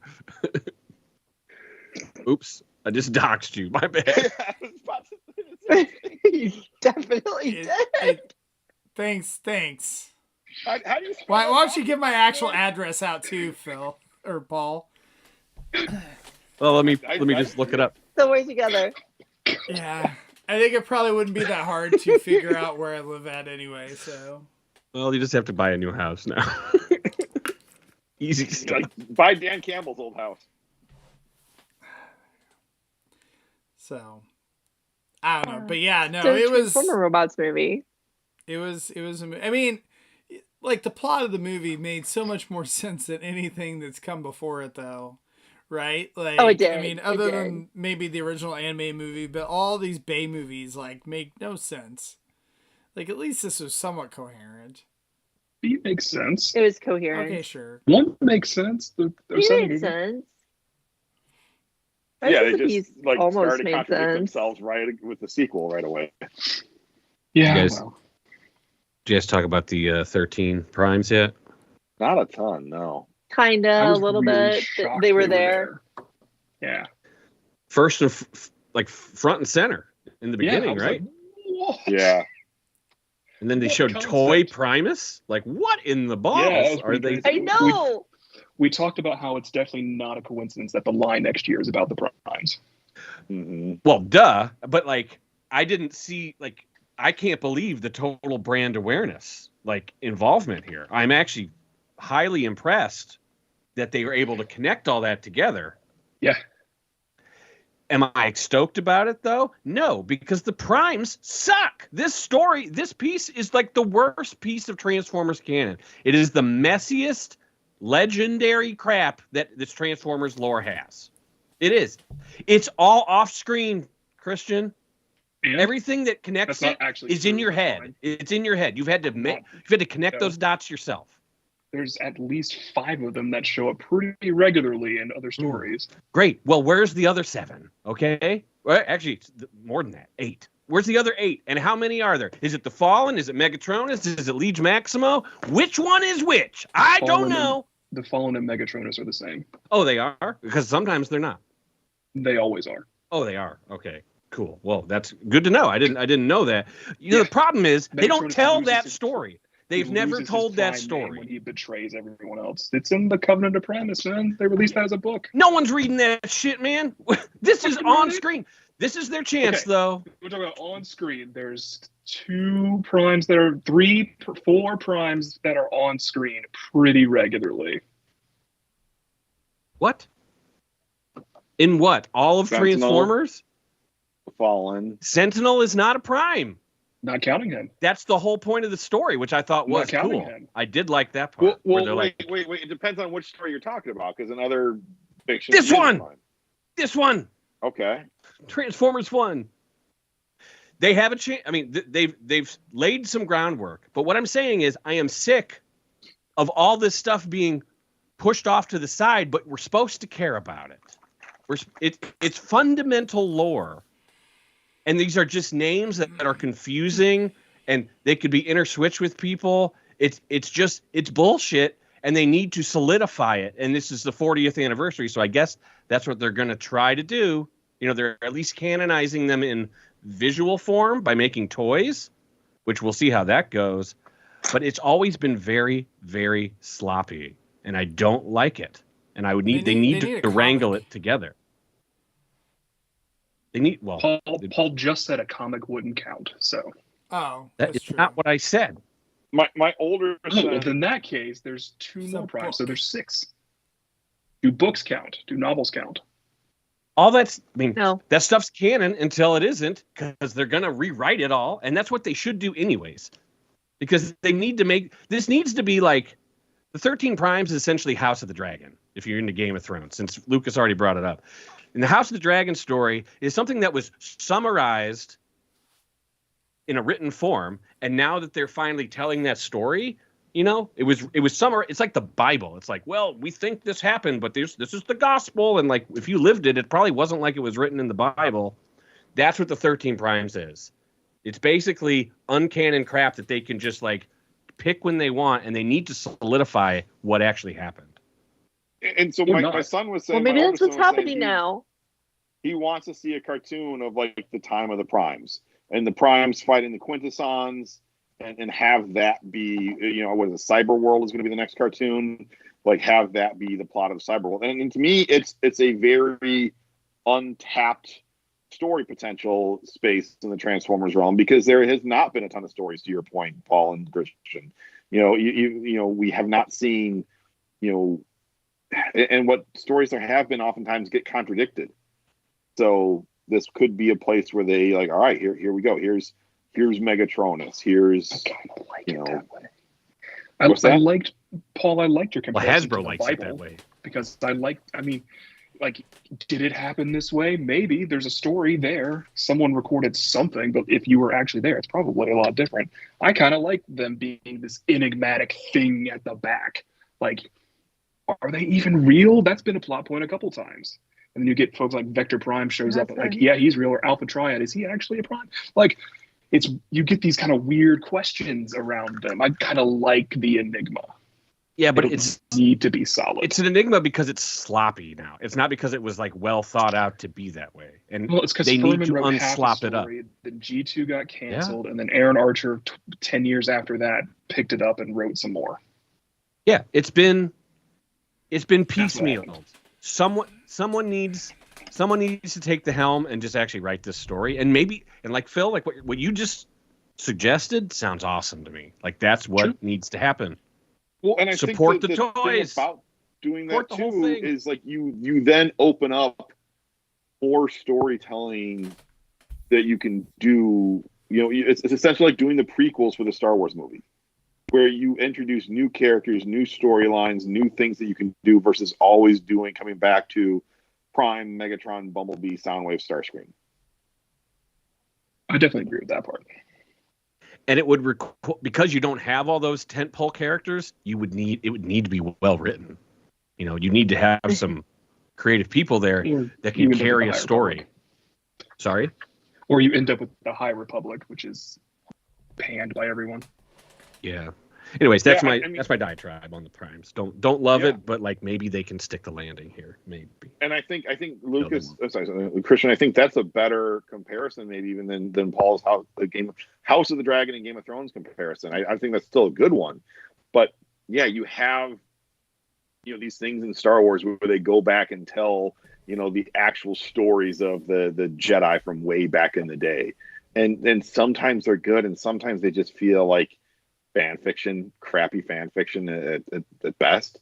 So yeah, and not to say that the Covenant of the Primes books feels that way, but it's almost treated like that way from a lot of the fandom. Like, hey, if this is a medium that's existed first and foremost in cartoons, and then in comic books, and then in movies, and so it feels like if it's not in one of those formats, and even the comic stuff, because it kind of contradicts itself, if it's not on screen, it didn't really happen.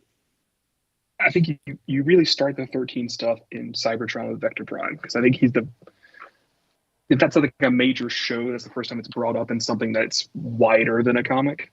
And it's like, oh crap, Vector Prime is a big deal because he's one of the 13. Mm-hmm. And they don't even name the other ones. We didn't get names for the rest of them until like much later. I guess it's not much because it was a half-baked idea. That's right. That's I mean, the whole franchise comics, Furman stuff had 3 of them. They've been cobbling a story together for 40 years to try to sell more toys. Like, is the long and the short of it. Like, if you want to, maybe we'll have a Primes show before the line comes out, because we can clean up what we know. I can clean it up. I don't know. I mean, I honestly somewhat appreciate... Liege Maximo's a retcon. Liege Maximo is one of them, yes. He's a retcon. No, I think they say it in the end of that issue that he appears in. I will say, though, is I do at least appreciate some inconsistencies with all this kind of stuff, and that we don't have to be 100%, because then you end up like with Star Wars, where everyone flips out if like it somehow is not on that like perfect timeline or whatever for forever and ever, and then they can't like do what they necessarily want to do to tell the story. So. Well, and that's the thing with the Transformers brand, and it'll be interesting to see after Transformers 1, are we going to start to get that with Transformers? Are we going to get the consistent reset of the storyline, or is Transformers 1 establishing essentially for at least an extended period of time, here is and I think we probably won't, because the next Transformers movie will be Transformers G.I. Joe, which will follow Rise of the Best. And so we're not going to have a consistent thing that this creates. I think Transformers 1 is a solid baseline for anything that we have or will have in the future. Like, if you really want to say that Transformers 1 is a precursor to like Transformers Prime, like, you could, essentially. I mean, it doesn't fit in a continuity, but it's not about the continuity, it's about getting the concept. And I think you get the baseline thing there, and I think that's what this movie is for, and I think that's what you can use it for forever. I joked with Anna last night that, when my great-grandchildren are marauding the wastes and I come across Anna and they ask her to tell them about the Transformers that their great-grandfather loved so much, she can show them Transformers 1. Because that will teach them enough. I haven't figured out why she gets to meet my great-grandchildren and I don't, but we'll get there, I suppose. It's tragic and epic. Don't worry. Yeah, something takes me out, I guess. I don't know. Heroically, I want to talk about Christian. No, Christian, you're still alive. They just kind of wheel you around on this cart, and you just use bot bots. Carry a sack of bot bots. Yes. Burger truck. And then, like, one day you just hold up one of the golden bot bots. It's like the first lights of the sun break through the clouds after decades, and the golden bot gleams. And Paul still has all of them, because that's how he made his store work, on the back of bot bots. I really like the voice acting for the most part. I wasn't the hugest fan of Hemsworth. but he wasn't bad at all. I think Lawrence Fishburne as Alphatron was exceptional. I thought Brian Tyree Henry as Megatron was exceptional. Yeah. Like, wow, what charisma and emotion he brought to that role. It is really, really great. Keegan-Michael Key as B was also really good. Yeah, that good was choice. one of my favorite portrayals of B. Like, it was just, he did a great job. Scarlett Johansson was fine, I thought. I didn't recognize that was her. I like that line they gave her about you don't have the touch and you don't have the power. Yeah.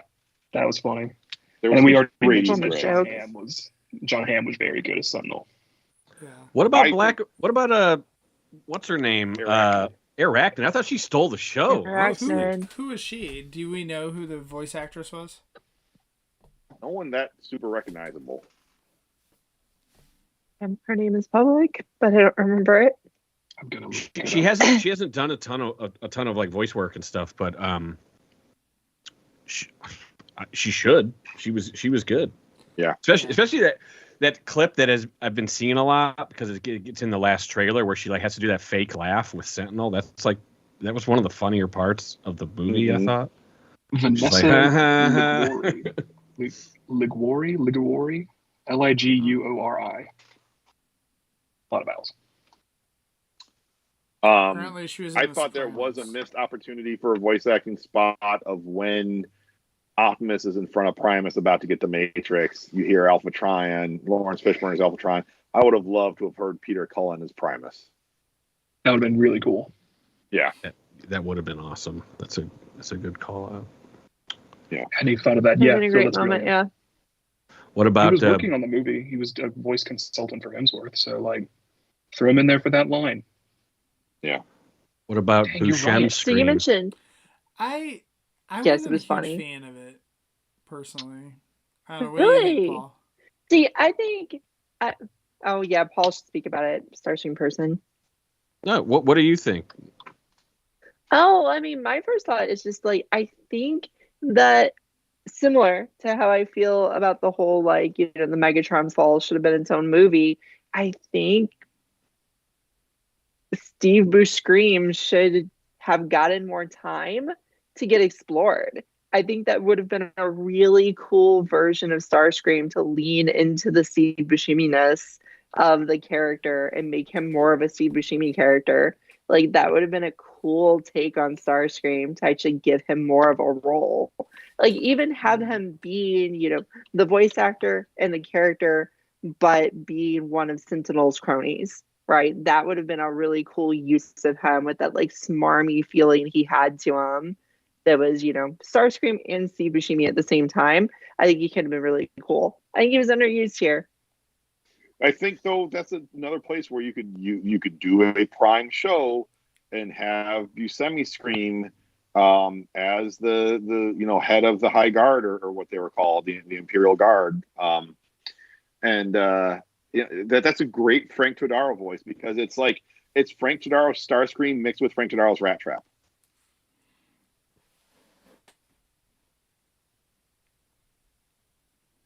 I like that you brought up something that I did kind of irk me, and now that you mentioned it, like it was kind of interesting to see Starscream as the leader, and in the trailer they showed the throne with Soundwave and Shockwave next to him, so that was kind of like strange, a strange visual, like to see those guys like supporting Starscream, and so I was wondering how that was going to play out. And I didn't really love it that Megatron just, usurped Starscream. Because then why would Starscream ever be his number 2 at that point? I mean, it does sort of set up like the treachery, but like I don't think Megatron would ever. Like I always thought it was kind of like a Starscream comes to Megatron's like, I want to help you. Like that's how they met. This is a different type of meeting, and it seemed like he just palled around with it, and everyone was cool with it. Like they didn't shun him. You think they would have kicked him out? Like the disgraced leader. He's like, he's out throw him out in the wasteland or something. I don't know. It felt kind of like it should have been more like Mad Max rules, but it definitely wasn't. And I didn't catch it. until someone mentioned it, but like, yeah, his voice got weird, right? Like it was like squeaky, and that's supposed to be like the origin of his weird voice. Didn't need that. That was dumb. I agree with that. Yeah, because his voice isn't weird. It's not like he has a speech impediment or that's like Soundwave. Right. Soundwave has a weird voice. Yeah, and what the fuck was with Shockwave? Like he was way too weird. Like he was glib. He was more like Prime Shockwave, which is a bad characterization of Shockwave in my opinion. So didn't love that. Soundwave was great. Buscemi's scream was okay, but when you got Steve Bloom as announcer bot / guard one down the list, why is he not Starscream? Why didn't do it? I know. It's it's the star power. This is a friend I saw with Salt said that too. She's like, Steve Bloom is in this. Why is he not Starscream? It's like it's just sad, baffling. I was going to mention in the chat, so Deluxe in the chat was mentioning that it wasn't a Starscream Origins movie, though. They can get into that with the next movie. It was for Prime and Megs. He said the next movie will be Rise of Megatron. They'll get into that with him and Starscream in the next movie. And then he mentioned about them crushing the voice box. So, like, that's the reason why his voice is weird, right? There was a part where never they had a his weird voice. voice. Like, they crushed they his did thing that. or whatever. But what Paul was saying is that they're doing that to explain like his G1 voice being weird, but his G1 voice isn't weird. It's just a voice. Right. And it's awesome. Like it's not something to be like, oh, that was dumb. It's not like Skeletor, Even Skeletor had a strange casted voice, but we've all like grown to love it. It's not sinister or anything. Yeah. Starscream's voice it makes the persona. Yeah, like, it's a very big part. It's not. I'll say that too. Yeah, I love that voice. Yeah, it's on. I think that helped me be into Transformers. Well, and and screechy voice got me to love both those shows. I mean, I do appreciate too, I know Deluxe mentioned too that, it's not the G1 characters, right? Or it's not the G1 cast. Yeah, for sure. And I do appreciate that everyone was not just trying to do an impersonation of the original characters, that they put their own spin on it. For Hemsworth. So, I thought Hemsworth still did a good job of it. Like, I just heard him trying to sound... Oh, see, I heard it all the time. Like, it was like half his lines. I just felt like he was trying to sound like Colin, and everyone else I liked. I just didn't. Yeah. I didn't love it. Yeah, I don't think he did a bad job. Not my favorite. Yeah. But to be fair, when you cast Colin so many times as Prime, like, that's a tough act to follow. Like, if it had been someone different every single time instead of just like 3 dudes who do it, like, I think it's different. And I wish he would have just gone for something completely different. Like, I wish he wouldn't have tried to emulate Colin at all and just totally new voice. I'm ready for that, and I'm fine with that. I don't know. I mean, I appreciate that he at least didn't just do the Chris Hemsworth voice. Like, a lot of voice actors do that. Those famous guys try to do that in movies, and I don't think they did that here. True. I bought it. I thought Buscemi's Starscream sounded a lot like, Day Trader in The Last Night. Pretty similar voices, don't you think? What? Was Buscemi in The Last Night? I have no idea. Yeah, he's Day Trader. Day Trader in The Last Night. Andy had Starscream's head, right? I wonder if Buscemi secretly vied for this role. Like, I want to be Starscream. I don't know. We'll have to get him on the show. I think Chris Hemsworth is Optimus. I thought just was kind of generic, and that goes back to my saying that they kind of Captain Americanized Optimus Prime. Hemsworth is Thor, not Captain America, right? That's a different Chris. I get it. I know that. I'm just saying, like, the generic superheroing of Optimus Prime, to Anna's point, which I'm somewhat on board with.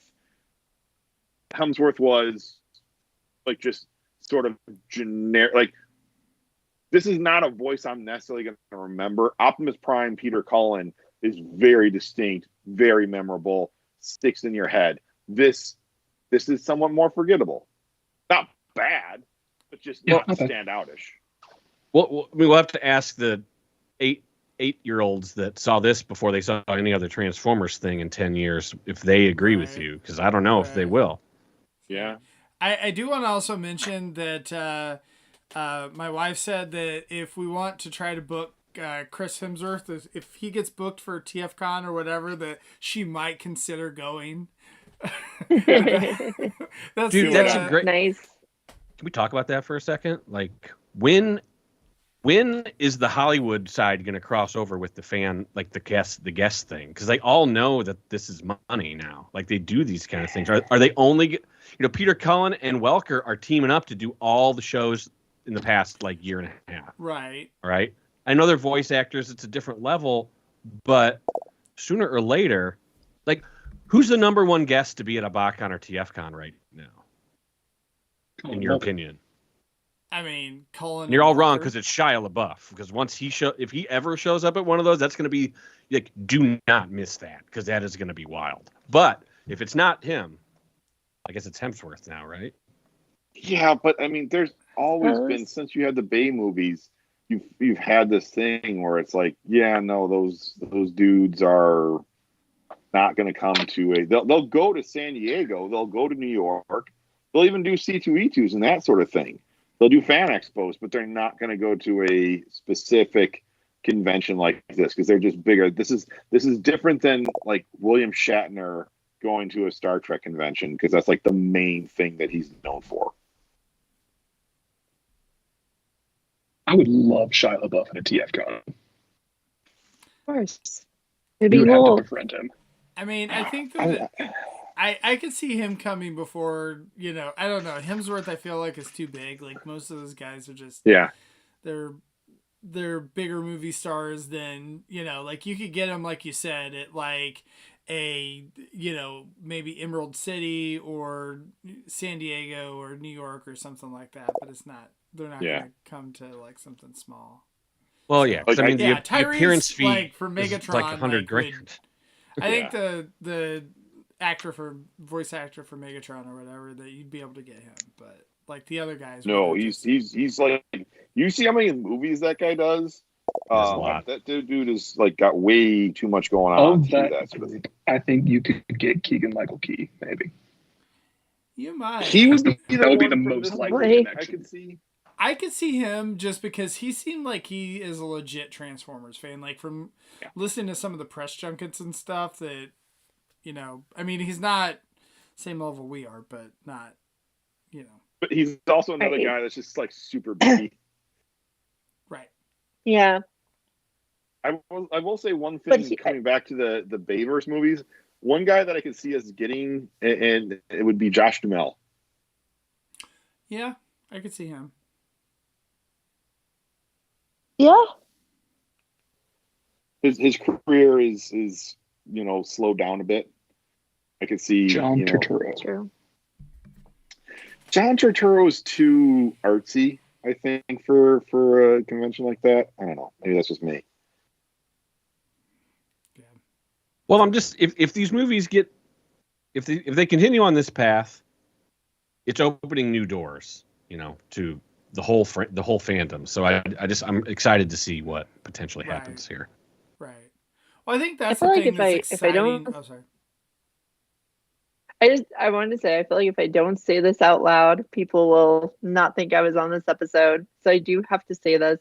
I was disappointed with this being a new, fresh take on Transformers in 2024, and with a more diverse voice cast and all that sort of things, that the only two real meaningful women characters didn't really do very much and didn't really have much of a role in the plot. Like, I know Arachnid was cool. She was the cool assassin murder machine, but that's all she was, right? And Alita was just there as the generic kind of, tougher girlfriend character that's been around forever. And it was just kind of a bummer that they didn't get to be a little bit more in this movie today, like, since this is going to be the start of the fandom. And I know there were screen cameos of a bunch of the different women Transformers. Even Slipstream got to be like front and center in several group shots, so you could really see her and see her colors and everything. And it was cool, but I just would have liked to see a little bit more from, you know, this movie trying to bring in a younger generation. A little more appeal to potential girl fans would have been cool. What would you have done, or what would you have liked to see, or like, is there something you would have changed? You know, I think it really comes down to the simplicity of just having more women characters, like just more of the team. And I know there weren't that many characters, right? It's like I'm like at war with myself here because there really weren't many characters in this movie. There were like 6 that really had major effect on the plot, and 2 of them were women characters. I don't know. They just could have had a little more of a role in the movie. Like, what if you swap out Alpha Trion for Solus? Oh yeah, something like that, right? Like that would have been an easy one. Or you bring in Slipstream as a more prominent part in being one of the 3 versus Starscream, Shockwave, and Soundwave. Slipstream's the leader of that is supported, and Starscream comes up after that. Like Megatron usurps Slipstream, she's cast out, and then the Starscream thing rises up. He takes her place. Megatron takes her place, and Starscream becomes number 2 because of that. Whatever, you know what I'm saying? But you can't beat up the jet chick the way you beat up Starscream I guess on screen. Right, and that's but I like that idea. I was trying to think, like, how would the movie have been the same if they would have just, instead of using Starscream there, they would have used Slipstream. It was like, then the abuse scene is as problematic as it actually is, because it is actually problematic, but it would become more problematic if they had used a woman character there. I just feel like since the comics, I should say the IDW comics were so successful at getting more women in the fandom, I feel like this is kind of a missed opportunity to do some things that will help. And I'm not saying that the movie was unappealing to women, because I liked the movie a lot. I'm just saying, you know, if we're trying to appeal to kids and we're trying to diversify the fandom, which they're not necessarily trying to do that, right? They're trying to make money. I do like exactly diversifying the fandom, but I just had to say it. Yeah, Christian's point of it being Solus Prime versus Alpha Tron to me feels like would have been the cleanest way to do that. If you still need a Matrix person, Carrie Ann Moss instead of Lawrence Fishburne, I think that's fine. Yeah. Yeah, I mean, Matrix, talking about the Matrix. I think they could have been worse. I mean, obviously in 2024, like, they're not going to have no representation of females, like, in there, but it's they tough. Still. Sorry, Lucas. I'm tripping over people today. I'm sorry. Oh, I was just going to say it's tough. I mean, this is like a Megatron and Optimus story, first and foremost, so it can be somewhat tough to, you know, kind of fit in everything in there. And obviously you have to throw Bumblebee in because it's Bumblebee. They went with the tropish, the Seinfeld / Wizard of Oz trope of three guys and a girl. Yeah. That's been like the classic 80s cartoon thing since forever, right? The one girl character in the main cast on the good guys and the bad guys side. Hey, there's 2 chicks in Scooby-Doo, all right? So, I don't know. I mean, I just hope this movie does really well, and that we me get too. another movie, and then that way they can have a whole, like, faction of female, you know, Autobots and Decepticons in the movie. Mm-hmm. Well, I bet we're going to know in, like, what, 72 hours probably if they're going to do a sequel, because probably that seems to be like what, like, all right, we made our budget back, woo, in 1 week. So, like, if that happens, and it seems like they will, because it was less than $100 million. This is like the cheapest Transformers movie ever, which they lied to us this whole time, because they're like, we can't do a show on Cybertron, a movie on Cyber. Like, Lorenzo, just walk off a bridge, dude. Like, please, just go away. Put him away. He's put him down of Transformers. I'm not condoning violence against him. No, don't do that. Just don't let him talk to anybody anymore. Yeah. So Just let him collect his checks. That's what Babe's doing. Babe doesn't talk to anybody about these movies anymore. So yeah. Right. He's made his billions, so Yeah, No, you're done. Babe, It's good. he like showed up on the set for Rise of the Yeast. Oh, that's true. But like, Rise of the fine. Yeats. Go on vacation, go see Machu Picchu. I think that's really great, and then go away. Yeah. all right. Well, I think we're coming up on 2 hours here, so we probably can go ahead and cut it off. I think overall, though, I think We're successfully longer than the movie. We went longer than the movie. Yes. We yes, the analysis of the movie is longer than the movie. So, but yeah, I think overall that we all really liked it. Obviously, like we're doing a lot of nitpicks on here, but that's really just more what it is. It's still a really good and fun movie, and something that I would. It's fun to analyze. 100%. If you have kids or whatever, like, take them to the movie. But I think adults would enjoy it too. Honestly. Yeah, go see it. It was fun. Steal someone else's kids and take them to go see it. If you love Transformers, you will buy tickets for random people because you want this movie to do well. Just like if you love Transformers, you will like and subscribe and comment on this episode. That's true. You'll do that. Absolutely. Yeah, you got to see this movie. If you're watching this podcast, you got to see it at least twice, right? If you made it this far, like, you have to see this movie. Do not be the curmudgeon-y fan that's like, nah, it's not my Transformers. Like, stop it. Right. I don't like to gatekeep. But I will gatekeep and say, if you're going to be a curmudgeon about this and not want to go see it, then you should not be a Transformers fan anymore. And then in 10 years, someone can karaoke the cringy ending song at a convention, like people do the Touch Now. That'll be beautiful. 10 years? That's going to happen in October. Or November, actually, I should say. It's going to be TFCon, Braid it on, Phil. Brain it. I'm not saying it's going to be me. I'm just saying someone will. Oh, yeah, it is. Anna, are you guys doing book club on Sunday night? Probably. Okay. Do you know? Zaldron said he's going to get drunk. Show about a lion. Zaldron said something about getting drunk and killing each other. Don't do that. Huh? Yeah, I don't think that's actually going to happen. So. I think it's the plot. But all right, I like how Zaldron talked big now that Anna's like moved farther away.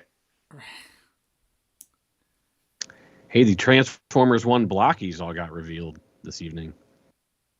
I mentioned them earlier. No. But did more get revealed? The whole set now. Okay. In the chase. Not just Depth Tracker and Hound and Ironhide. No. Ew. Flexion for question. There you go. All right. Well, thank you guys. Appreciate you guys joining us tonight. Thank you to everyone in the chat that contributed, and we will see everyone next week. Lucas, you have the touch and the power. All right. Yeah.